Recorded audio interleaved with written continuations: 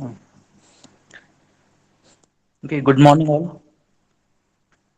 From last few lectures, we are discussing related to the non-destructive testing methods, and from that we have almost completed five methods. First is five methods. That is, first is visual inspection method, then magnetic particle testing, liquid penetrant testing, ultrasonic inspection, and radiography. Now this is the sixth non-destructive testing method, that is ED current testing. Okay, in today's lecture, we are going to discuss related to the principle. We will start with the principle of ED current testing. Then, what are the factors affecting the ED current testing method? Then, what are the different types of the coils we are using here, or different kinds of the parameters which will affect this ED current testing method? Then, what are the advantages and disadvantages of ED current testing method? And after that, at the end, we will discuss related to applications of this ED current testing. First, we will start with the principle of ED current testing. Now here, to explain that principle, you have to show, or you have to draw this diagram. This diagram is not available in your books. If you are referring VD Code Garage book, it is not available in that book. I have taken this from the some internet sources. Okay, you can directly refer this diagram. Now here, I will first start with the what is the principle used in this testing. Now in this method, this is your test specimen. Okay, this is the test specimen. Now here, one condition is that your test specimen, while using the CD current testing, this test specimen should be metallic in nature. Okay, it should be metallic in nature. You cannot use this method for different kinds of the polymers or different kinds of the ceramic materials. You can use it for ferrous as well as non-ferrous materials and their alloys. Okay, and they should be metallic in nature. Okay, that is the first condition. Then how the CD current testing is conducted, that I will explain with the help of this diagram here. This is your test specimen. Okay, this is the gray rectangular block you are seeing at this bottom surface here. This is your test specimen. Then there is one coil. You can see this coil, red colored coil here. Okay, this is one coil we are using here. This coil will carry the alternating current. Okay, from this coil we are giving this coil or transferring or transmitting some alternating current, and this coil we are bringing it just near to our test specimen. Okay, the coil carrying alternating current, we are going to brought it near the test specimen, and it should be metallic in nature. Then what will happen, it will generate some ED currents. Okay, this whichever green color portion here you are able to see, these are the ED currents. Now how these ED currents are generated? Due to some electromagnetic field is created. Okay, due to production or creation of the electromagnetic field, due to this alternating current flowing through this coil, some magnetic field will get developed, and due to that magnetic field, okay, this is the magnetic field produced. This circular portion here highlighted, you can see this is the magnetic field produced. Alternating current will be passed through this coil, and due to this alternating current, magnetic field will be generated, which is highlighted in this, you can say that in the blue color. And due to this magnetic field, ED currents will start flowing through that material. Okay, this is the ED currents highlighted by this green colors. ED currents will start flowing. Now ED currents are flowing through that test specimen. Now after this, what we are going to do, we are going to check the magnetic impedance of that test specimen. Magnetic impedance we are going to check, and we are comparing that magnetic impedance to a standard specimen, which is the defect free specimen, which already tested with the help of this ED current testing. Okay, first we are going to take one standard specimen which is the defect free, and we are going to check its magnetic impedance. And after that, whichever test specimen will be there for given for detection of the specimen or given for the inspection. On that, we are going to conduct this test, and we are going to check its magnetic impedance, and we are going to compare its value of that magnetic impedance to the standard specimen. And if there is any variation in the magnetic impedance value, then we can clearly say that there is some defect in that particular specimen. Okay. So this is the principle. Now here question will arise like this: what is the magnetic impedance? Okay, magnetic impedance of that particular material or the given test specimen. Magnetic impedance is nothing but a resistance provided by that material to the magnetic field. Okay, resistance provided by that material to the magnetic field, that will be termed as the magnetic impedance. And that magnetic impedance of the material, we are going to measure the magnetic impedance with some arrangements. We are going to convert it in the form of voltage, and with the help of the voltmeter we are going to measure it. Okay, so in this way, this ED current testing method is conducted. Now, this ED current testing method, here some parameters I have highlighted. The whichever coil, this coil we are using here to pass the alternating current. Now, the value of the alternating current to produce the required ED currents, it should be in the range of 200 hertz to 6 into 10 raised to 6 hertz. Okay, 200 hertz to 6 into 10 raised to 6 hertz. This will be the range of the frequency used for this alternating current. Then the shape of the coil. Okay, now here the shape of the coil may be different. Either it will be flat or cylindrical. Okay, you can use flat coil or cylindrical shaped coil. Now, the selection of the coil will depend on the shape of the specimen.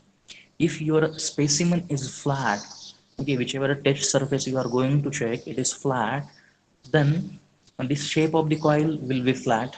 And if suppose you are here, we are having flat surface, then coil should be flat. Okay, and if suppose you are testing a cylindrical specimen, then at that time your shape of the coil will be cylindrical. Okay, here I have highlighted that point. The coil may be of two types. It may be flat or cylindrical, and depending on the shape of the test specimen or part to be inspected, it's you have to choose the shape of the coil. If specimen is flat, or which is going to be tested, then flat coil you have to use. And if specimen is cylindrical in nature, then cylindrical coil you have to use. Okay. Then after that, uh,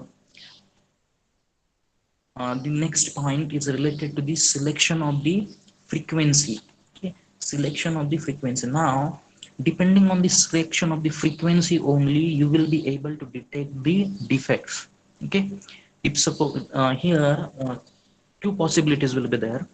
Means first possibility will be low frequency, and second is the higher frequency. Now, if frequency is different, then you will able to detect different kinds of the defects. Okay, suppose you have chosen the lower frequency, then what will happen if suppose you have selected the lower frequency, then what will happen? Whichever ED currents are produced, if frequency is low, then whichever ED currents are produced, they can flow, or they can travel the longer distance throughout the thickness. Okay, they can travel the longer distance. Means you can able to detect, or you will be means it is possible to detect some deeper defects. Okay, some inside defects can be detected by using the lower frequencies. Okay, why it is occurring there? Because of the lower frequency, whichever ED currents are producing there, they can cover a longer distance in the throughout the thickness of that component.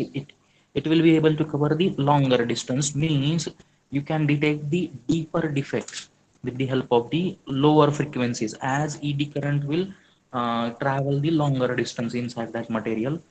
Then next possibility is the higher frequencies. Okay, this is the next possibility. Suppose higher frequencies you have used, a higher frequency alternating current you have used, then whichever ED currents is generated, it will just travel at the surface and subsurface.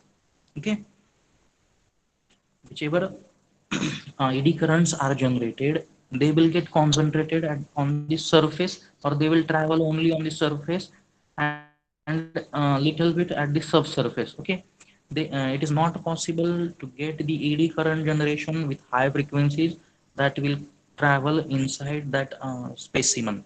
Okay, that's why whenever higher frequencies, these higher frequencies are suitable for detecting the surface and subsurface defects, and lower frequencies are suitable for detecting the deeper defects. Okay, reason behind this, whenever you are using high frequencies, then whichever ED currents are generated, they will get concentrated only at the surface and little bit at the subsurface. That's why it is suitable for detecting the surface and subsurface defects.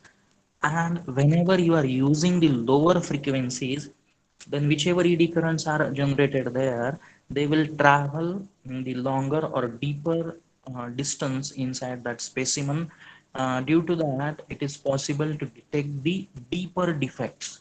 Okay, deeper defects can be detection of the deeper defects can be possible, but there is one disadvantage of this method. It is almost impossible to find out or detect the defects which are present at exactly at the center location, or at the center or near to the center of that specimen. Okay, because that much penetration of ED current is almost impossible to achieve. Okay, it is almost impossible to achieve the deeper penetration. If suppose very thin component is there, you can detect it, but whenever as thickness is increasing, it is almost impossible to detect the defects at the exactly at the center of that particular specimen, deep at the center. It is almost impossible. Some deeper defects can be detected, but exactly at the center it is not possible to detect that defects. Okay, now here, uh, to conduct now this test can be conducted in two ways. Okay, the first way is the absolute coil method, and the second is the differential coil method. Now, whichever method I have explained here, okay, this is the absolute coil method. Okay, whichever method I have explained this principle, this is the absolute coil method. Means just we are using a single coil, and with the help of that, in the absolute coil method, what we are going to do, we are going to take the specimen, then we are going to use one single coil. Its shape may be flat or cylindrical depending on the shape of the specimen, and then we are passing the alternating current, high frequency alternating current, or depending on our need we can choose low frequency or high frequency alternating current within this range, 200 hertz to 6 into 10 raised to 6 hertz. Then we are bringing that coil very near to that surface, and due to that what will happen, due to the magnetic field which is created due to this alternating current, due to that magnetic field, ED currents will flow through the test specimen.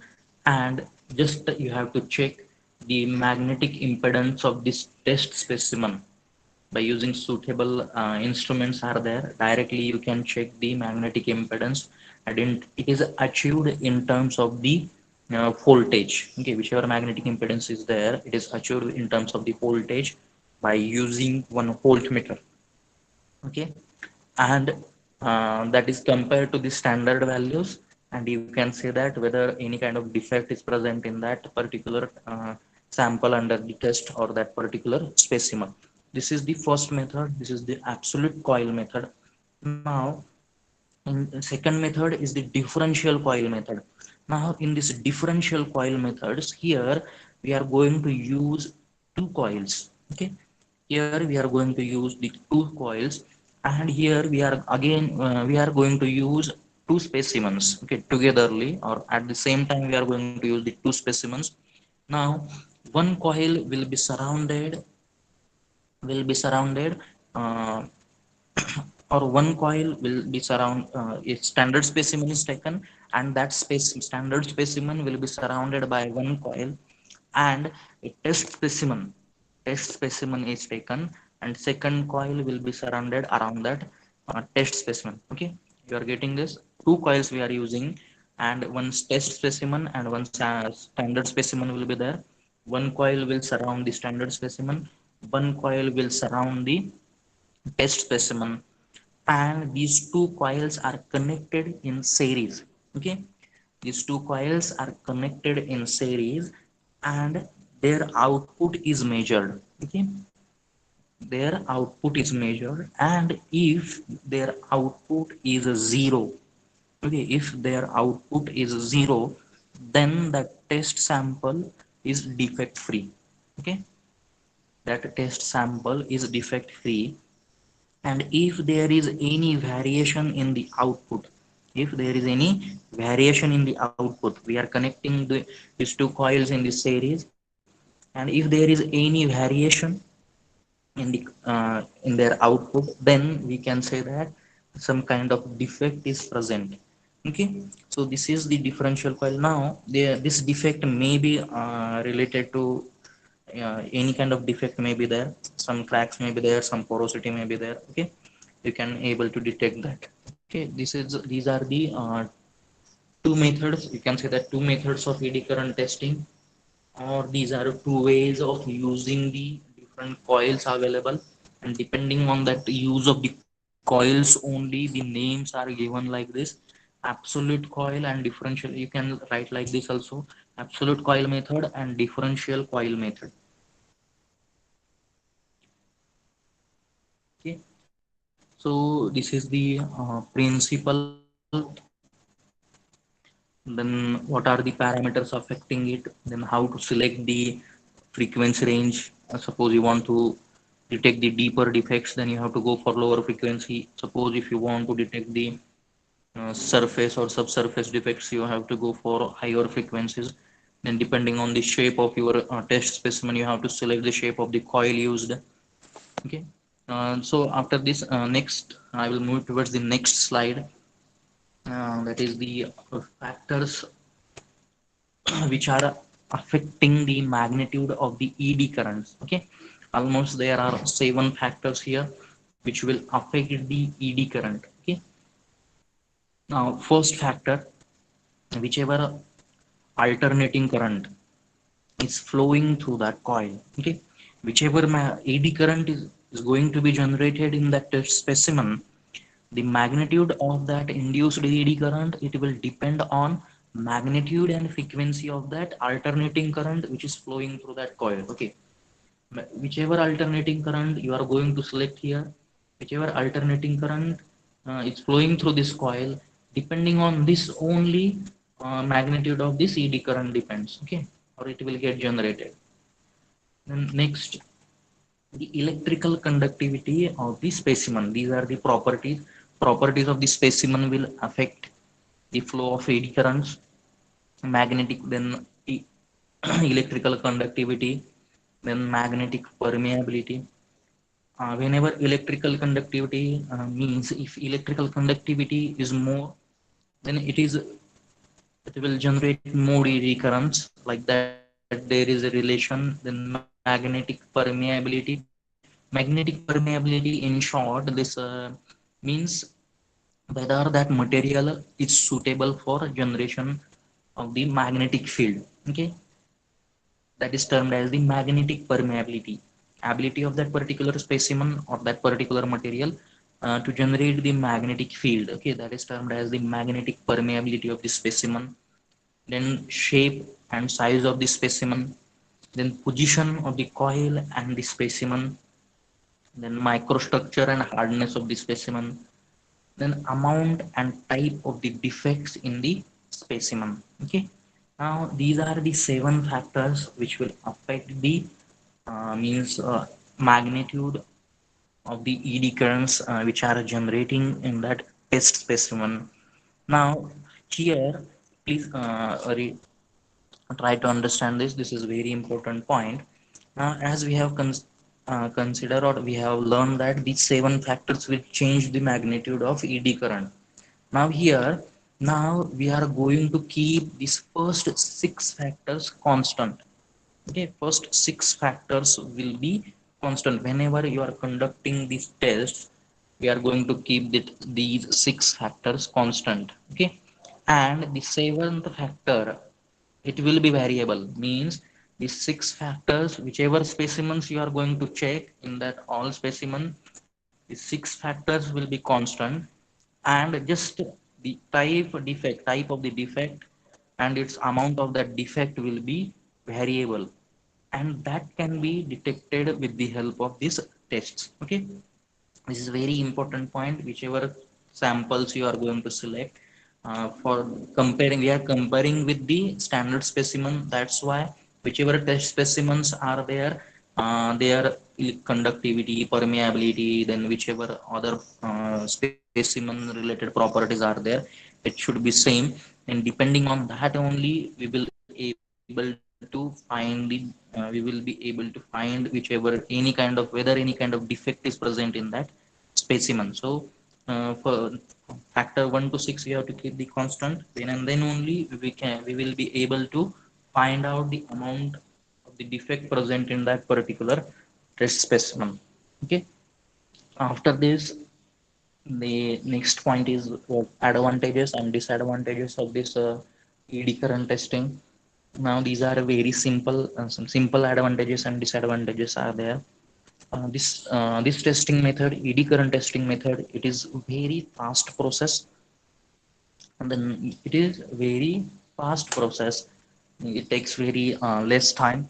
Okay, and then it does not require any direct electrical contact. Okay, there is to the part to be inspected. Okay, there is no direct electrical contact to the test specimen. Okay, just we are bringing that coil near to that test specimen, there is no direct electrical contact.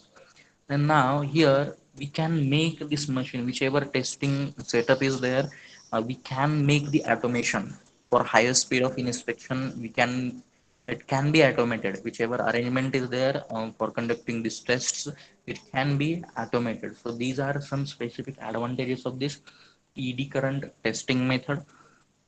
Then there are certain disadvantages of this method.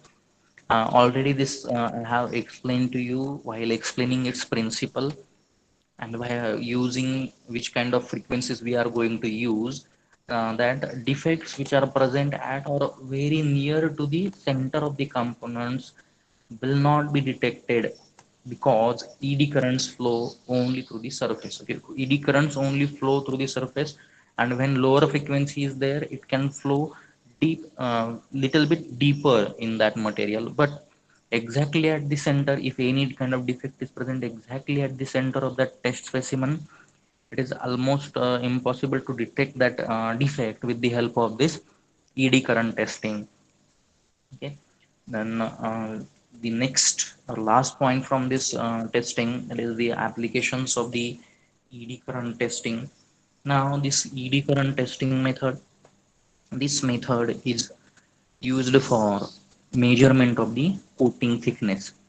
Okay, measurement of the coating thickness. Suppose on one material, coating means we are providing the layer of another material having different kind of properties.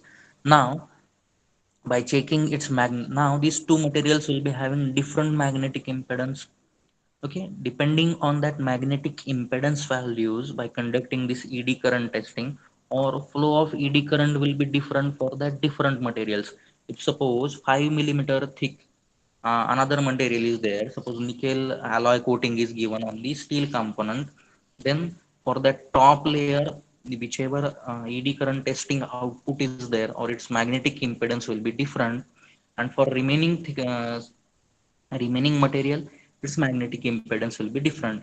Depending on that, we can determine the that particular thickness of that particular coating.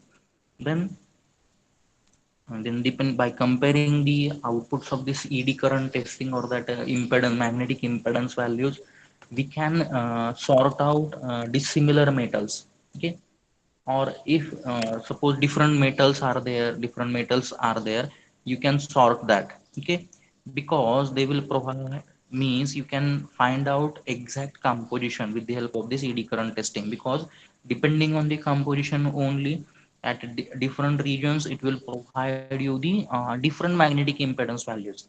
Okay, depending on different compositions and different structures, its magnetic impedance values will be different. And depending on that, you can means identify that some different phases are there, or some different metals are present in that particular material. Okay, so this is the second application. And third application, this particular eddy current testing method is used for determining the different. You can use this test for determining different properties like electrical conductivity, then magnetic permeability. You can determine these properties. Then you can able to determine the hardness also of that material.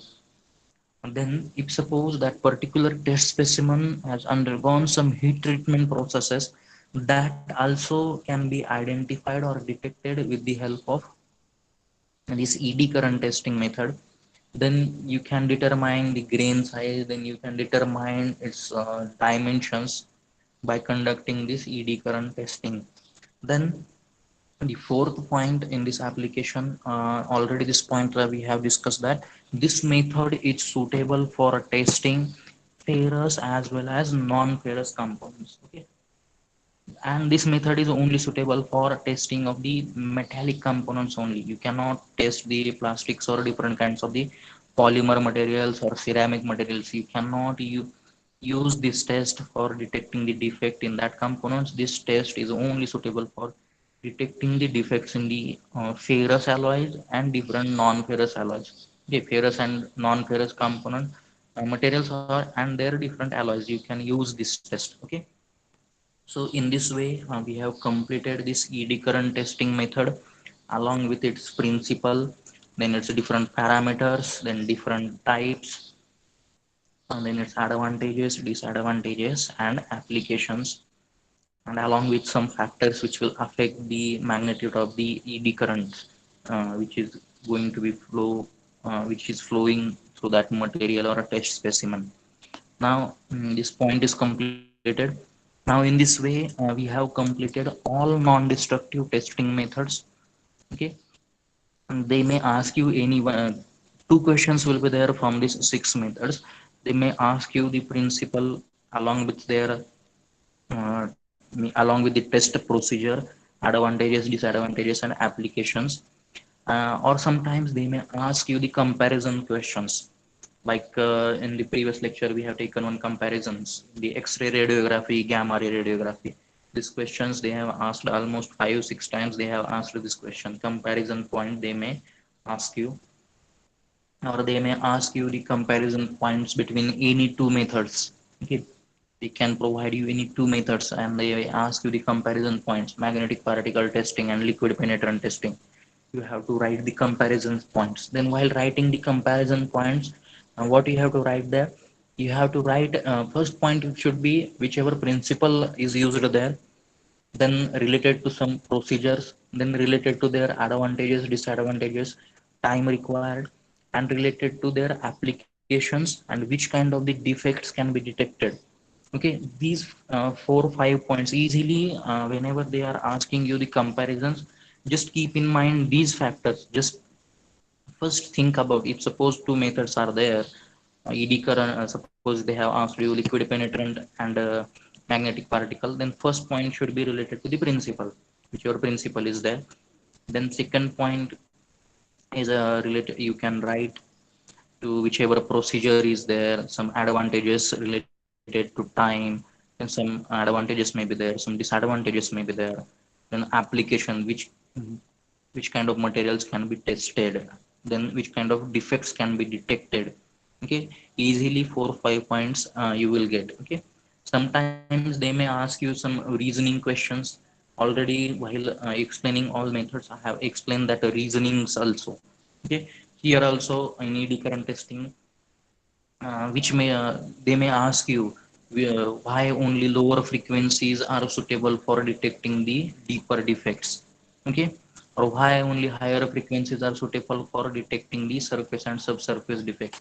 They may ask you these kinds of questions. Then there may your answer should be ready like this: whenever low frequencies are there, then I mean, current, whichever AD currents are generated, they will be able to travel, or they may be cover a longer distance inside or deeper inside. They will flow deep inside that material, so that it is possible to detect the deeper defects.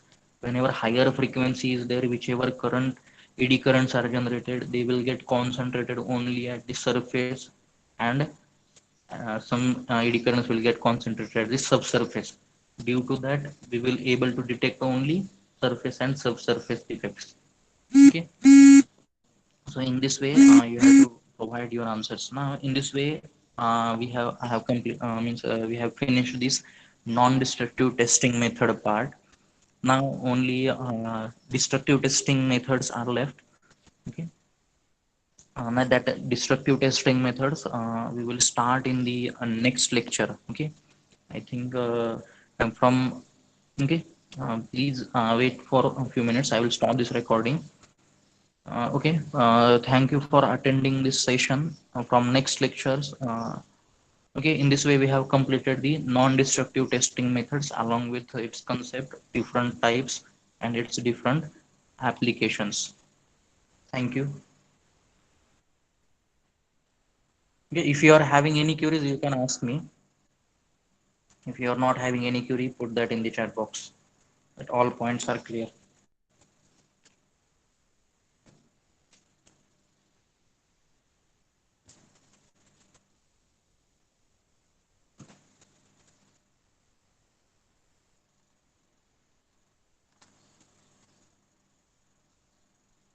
If you are not having any query, okay, I will stop this session now here. Thank you for attending this